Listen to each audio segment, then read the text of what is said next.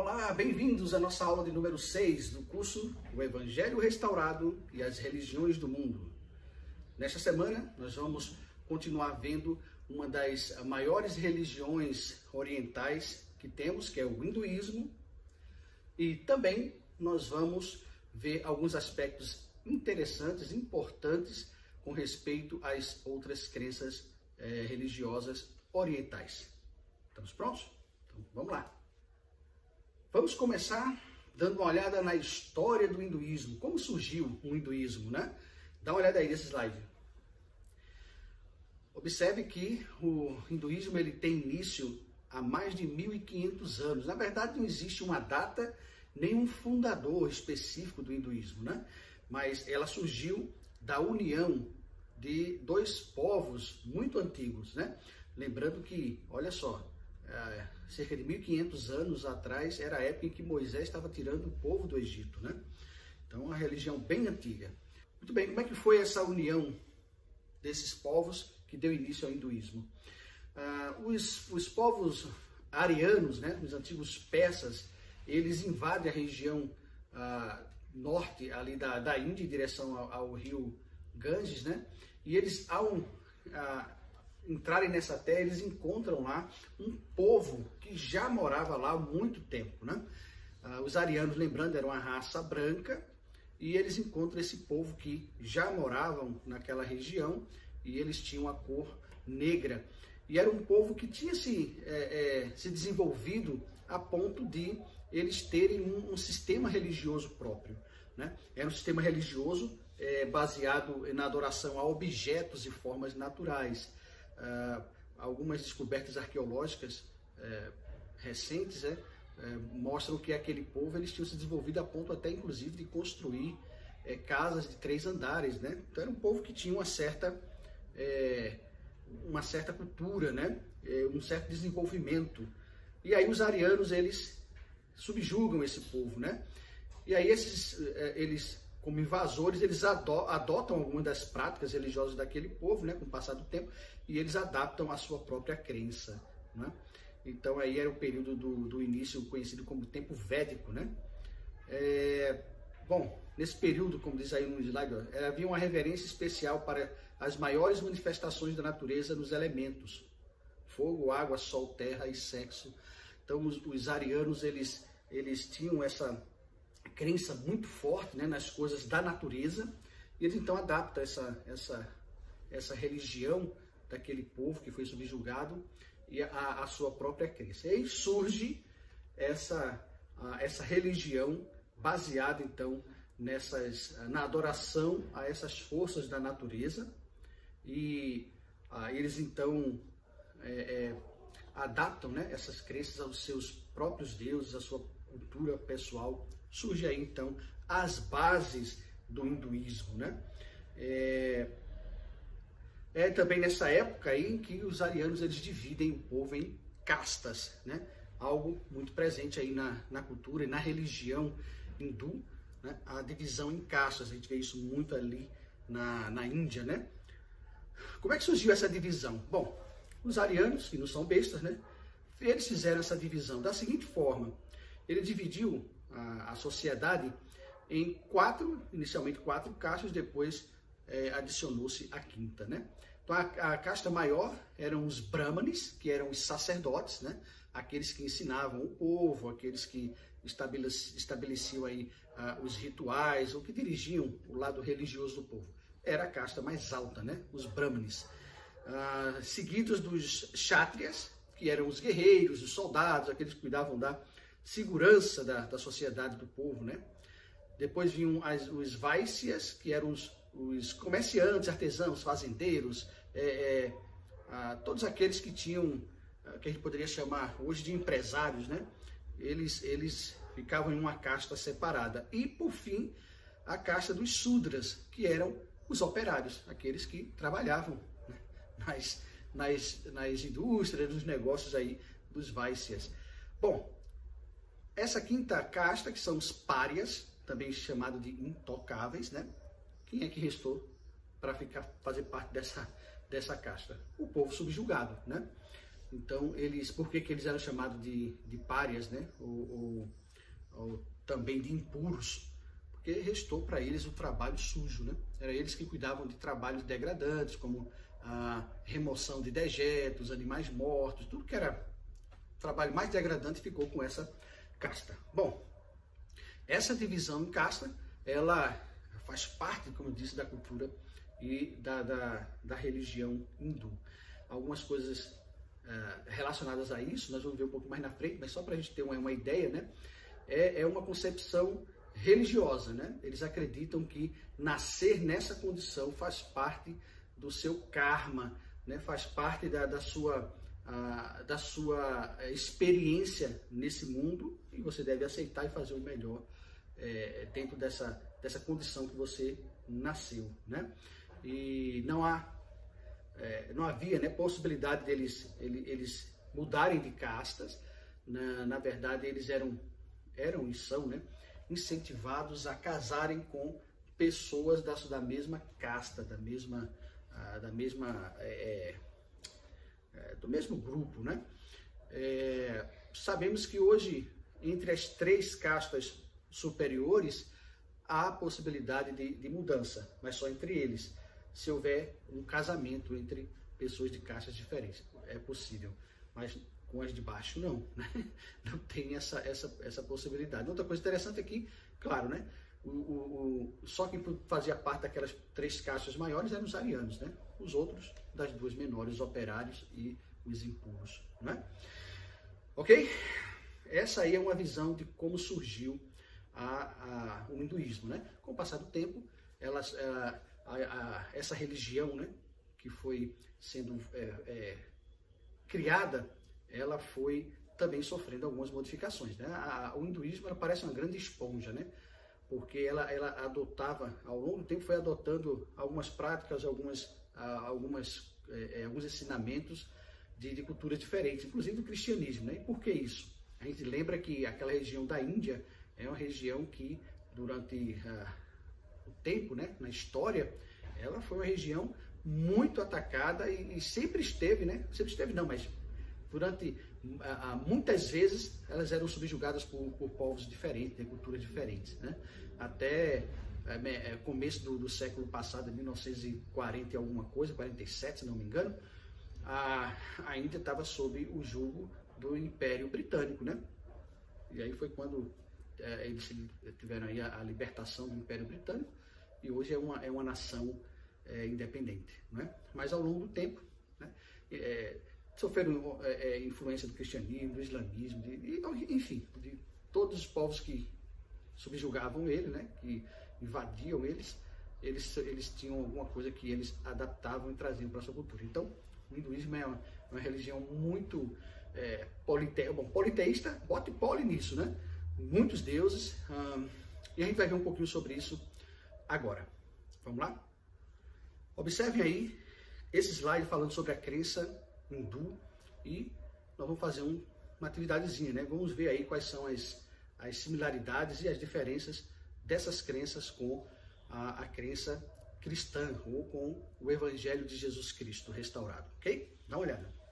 Vejam aí, algumas das crenças que fazem parte, né, da religião hindu, e eu gostaria que vocês fizessem aí uma comparação, identificassem quais dessas doutrinas aí, elas são semelhantes ou a gente encontra uma similaridade na doutrina do Evangelho de Jesus Cristo, e quais realmente são completamente contrárias, né? E por quê? Qual é a doutrina cristã, tá bom? Então tá aí, ó. Eles acreditavam na transmigração da alma em sucessivas reencarnações, que a vida atual ela é consequência da vida anterior, né? A lei do karma.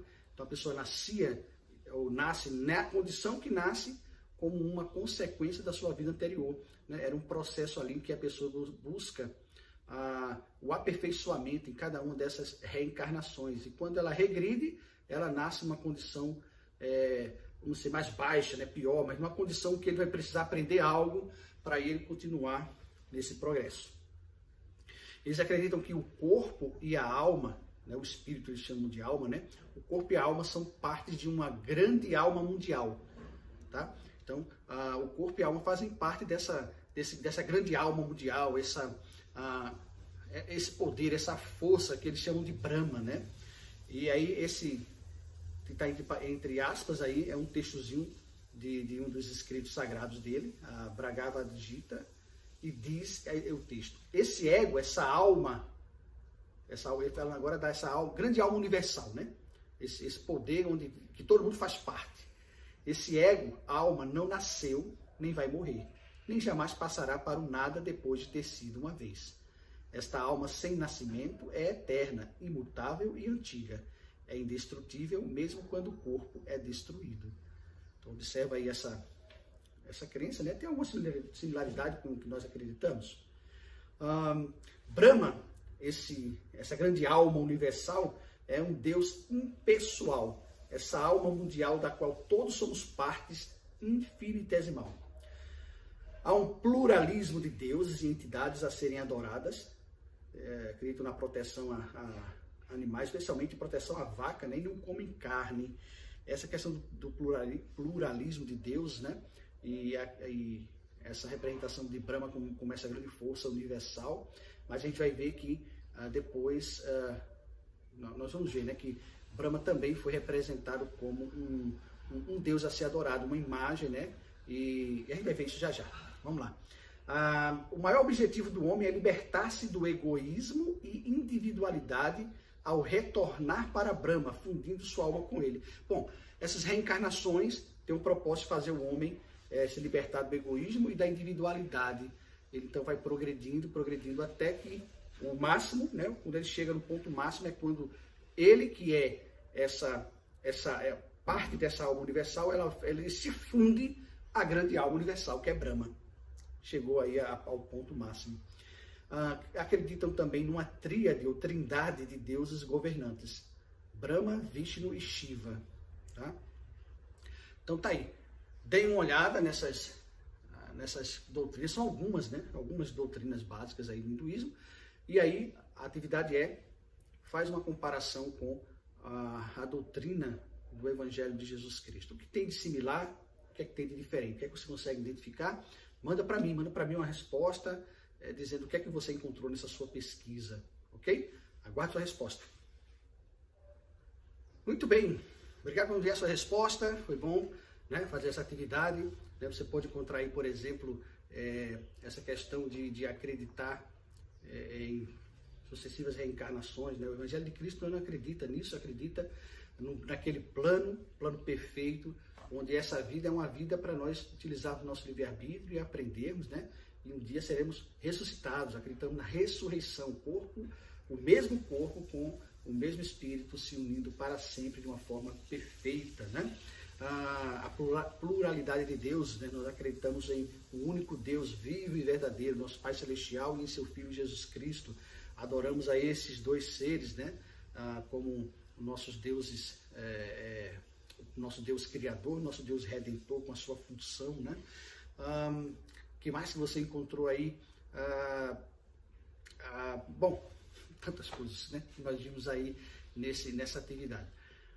Vimos também algumas similaridades, né? Quando ele fala ali falando da grande alma universal, Brahma, que diz que a sua essência nunca se acaba, não tem começo, não tem fim, né? E aí aquela doutrina, né, que nós conhecemos das inteligências, né? Inteligências que formam todos os seres, inclusive nós. Essas inteligências não tem começo de dias nem fim de dias, né? Ela é eterna, ela não vai morrer, ela não se dissolve, né? Uma coisa bem semelhante, não é? E a trindade, né? A crença numa tríade de deuses. Nós também acreditamos na trindade, Deus, o Pai, Jesus Cristo e o Espírito Santo, né? Bacana. Bom, tá aí, é só uma ideia, uma base para a gente entender um pouquinho de como que é a crença hindu. Uma coisa interessante que eu gostaria de falar sobre aquela questão das castas, né? Numa das aulas o aluno perguntou assim: puxa, mas que coisa degradante, você nasce ali como um pária, né? E vai ter que viver a vida toda daquele jeito, por que eles não se rebelam, né? Dizendo, não quero isso e tal. Bom, pra gente é bem difícil a gente entender, né? Na nossa mente aqui ocidental, na nossa realidade, mas para eles é uma crença espiritual. Eles acreditam que a única forma deles se libertarem deste karma, ou dessa situação que eles vivem nessa vida, é vivendo ela, aceitando a condição que recebeu, porque foi uma consequência do que fez no passado, na outra vida, né? Então, aceitando, vivendo da melhor forma possível, né? Essa situação, para que na próxima reencarnação ele se liberte disso e nasça numa caixa, numa situação mais elevada, ok? Então, para eles isso é muito importante, eles aceitam e entendem essa situação como religião, como doutrina, né? Para nós é um pouco difícil entender, mas para eles não, né? E a gente tem que entender e respeitar essas ideias, né? Essas crenças, ok? Muito bem, ó, eu trouxe esse slide agora aí para você dar uma olhadinha, bem rapidinho. Esse slide tem algumas dos deuses mais importantes, olha, são talvez os 4 mais importantes. Talvez tinha mais um aqui que eu não coloquei, que é aquele que é representado com a cabeça de elefante, né? Ganesh, acredito que é esse o nome, que é o deus ligado à sabedoria, ao estudo e tal. Enfim, mas tem esses 4 aí, que também são dos mais importantes, né? Brahma, esse de cima, à esquerda, tem uma descriçãozinha, se você quiser dar uma olhada para compreender um pouquinho mais, mas essa é a representação de Brahma. E aí nós temos aqui do lado Vishnu e do lado esquerdo, abaixo, nós temos Shiva, tá? Como se fosse uma representação, do lado bom, outro lado, não é do lado ruim, né? Mas Deus da destruição, da morte, tá? Enfim, há uma parte da crença, né, da hindu, que diz que tanto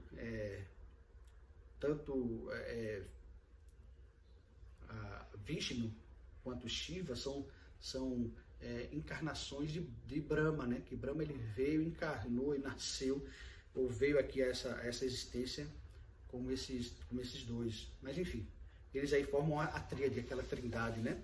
Temos também aí Krishna, que é o deus do amor, né? Enfim, como eu disse para vocês, são muitos os deuses, né? Do hinduísmo. Existem várias vertentes também do hinduísmo.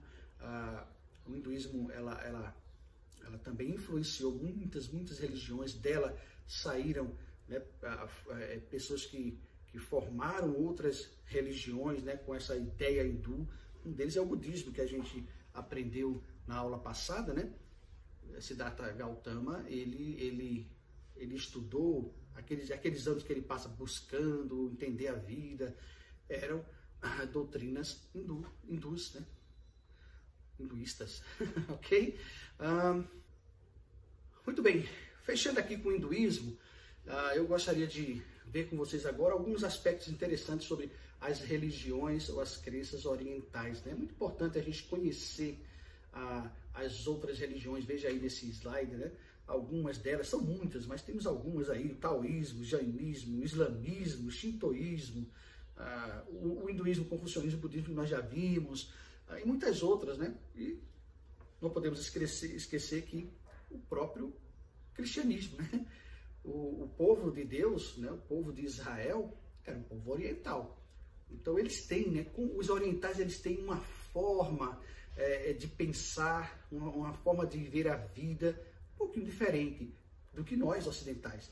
E aí é importante a gente saber disso até para o nosso estudo, né, das escrituras sagradas, né? A gente vê, por exemplo, o Velho Testamento, o Novo, e a gente vê algumas formas de escrever, de se expressar, algumas das coisas que eles viviam em sociedade, bem diferente do que nós ocidentais acreditamos, né? E às vezes fica difícil da gente entender.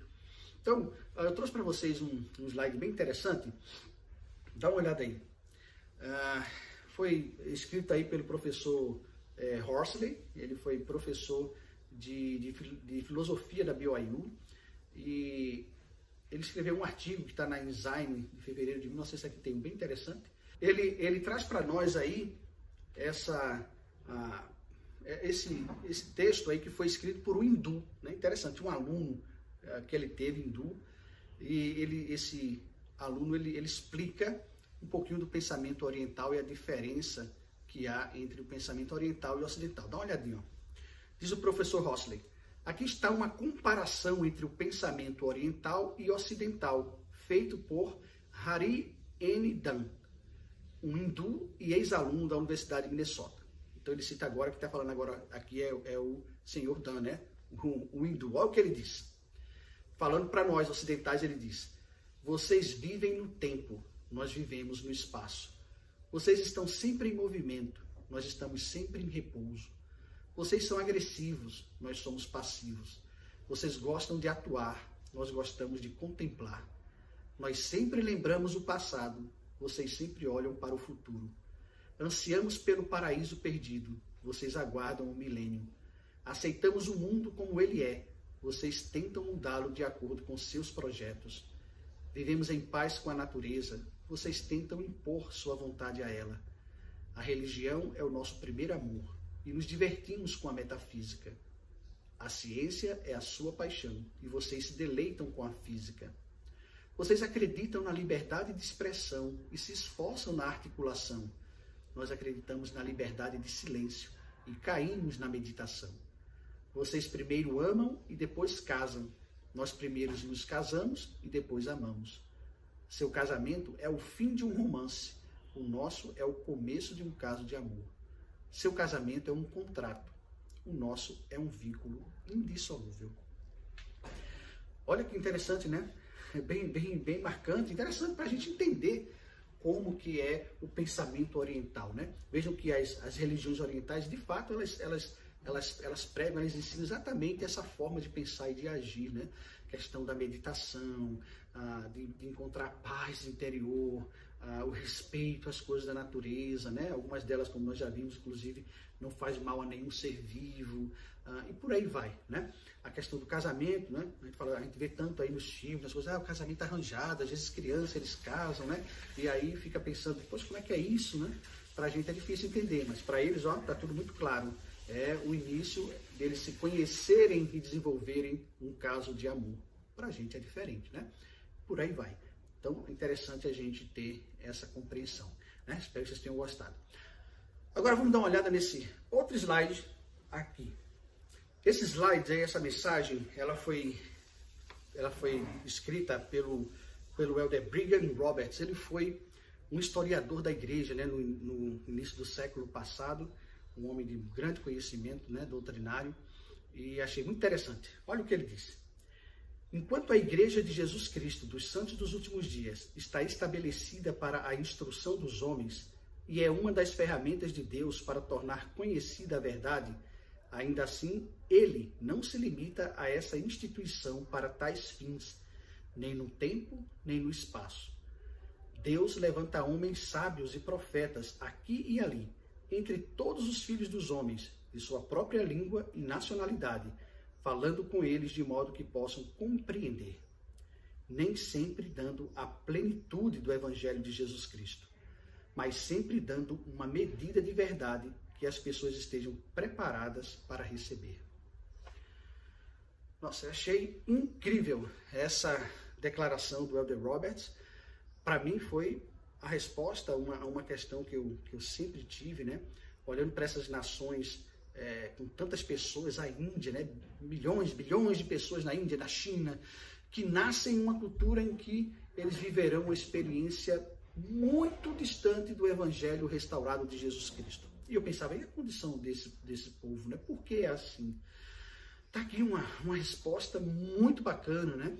De que o Senhor, ele prepara essas pessoas para receberem verdades, ainda que não na sua plenitude, mas recebem a verdade, elas vivem aqui com alguns preceitos morais elevadíssimos, né?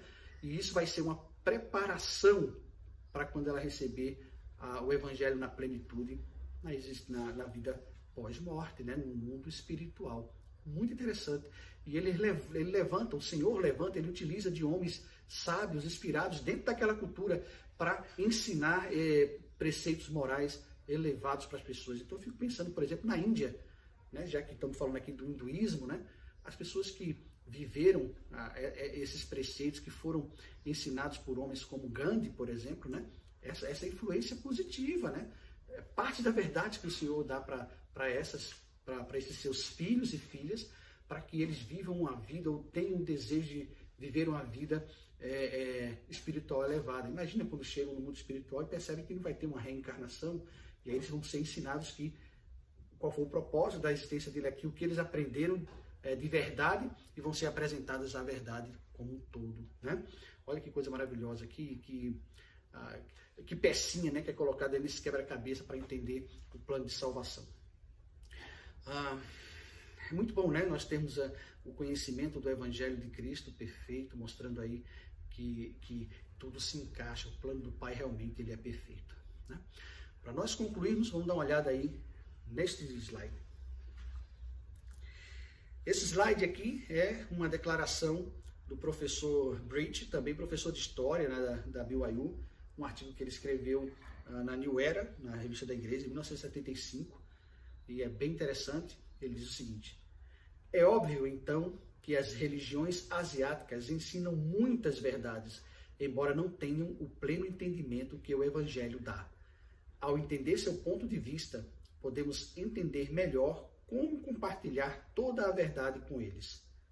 De certa forma, a questão de estudar ou não religiões não cristãs é tão básica quanto a própria questão da educação. Por que estudar literatura ou arte? A educação nos ajuda a apreciar o que as grandes pessoas do mundo pensaram e fizeram. Ele nos prepara para viver significativamente no mundo. Perfeito, está aí uma explicação, né, do professor Preacher sobre por que é importante nós conhecermos as religiões do mundo, as religiões orientais, especificamente, que nós estudamos até agora. Para concluir essa lição, na sua opinião, de acordo com o professor Breach e também com a sua percepção, né, qual é a importância de nós conhecermos essas verdades, essas religiões, o que elas acreditam, como vivem esses povos, né?